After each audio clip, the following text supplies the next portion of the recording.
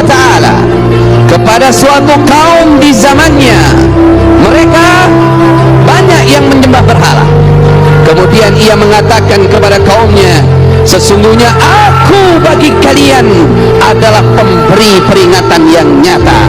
Janganlah kalian menyembah kecuali hanya kepada Allah Subhanahu wa ta'ala. Dakwah yang diberikan oleh Nabi Nuh ternyata ditentang habis-habisan, di antaranya oleh orang-orang yang kaya di masa itu dan orang-orang yang punya jabatan besar di masa itu. Maka berkata para pembesar dari orang-orang yang menyekutukan Allah dari kaumnya Nabi Nuh, apa yang mereka katakan?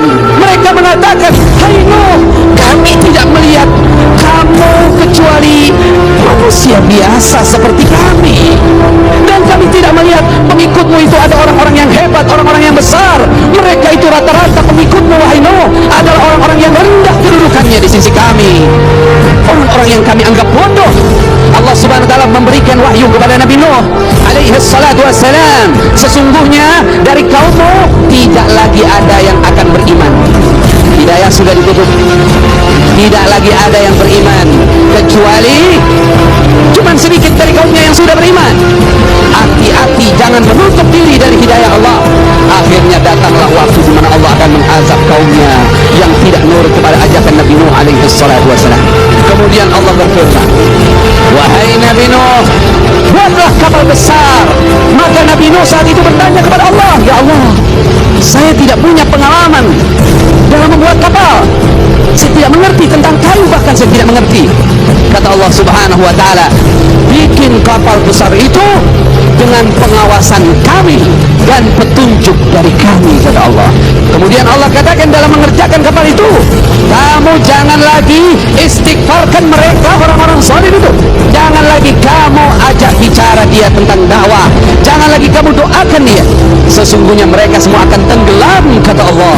Ketika Nabi Nuh bikin kapal itu orang-orang yang menyekutukan Allah Subhanahu wa ta'ala, yang memusuhi Nabi Nuh, yang biasa menolak dakwah Nabi Nuh, tiba-tiba mereka kangen sama Nabi Nuh.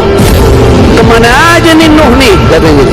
Kata mereka, oh di atas bukit. Mereka datang ke atas. Apa tujuan mereka datang ke atas? Apa tujuan mereka datang kepada Nabi Nuh? Bukan untuk menerima dakwah, bukan untuk menerima nasihat, tapi untuk mencela Nabi Nuh alaihi salatu wassalam, bahwa setelah kapal itu sempurna, kayunya semua telah terbentuk, semuanya telah tertutup. Kemudian Allah perintahkan, wahai Nuh, kalau sudah datang ciri-ciri akan datangnya azab, keluar air, wafarat tanur, keluar air dari tempat api. Kalau di rumah setiap orang waktu itu ada tempat pembuatan roti, itu biasanya api. Nah ini kalau sudah keluar air dari situ, berarti banjir mau datang. Nabi Nuh lagi bikin roti, keluar air. Kemudian apa Allah perintahkan? Segera datang kepada kapal itu, bawalah masuk ke dalam kapal itu hewan, semua jenis hewan, satu pasang. Kemudian wa ahlaka, bawa keluargamu, wahai Nabi Nuh. Kemudian orang-orang yang beriman bawa bersamamu, dan tidak ada yang beriman kecuali sedikit. Orang yang beriman hanya 80 orang saja. Kemudian apa? Air keluar dari bumi, air yang dari atas sama dari bawah ketemu, ombaknya seperti gunung.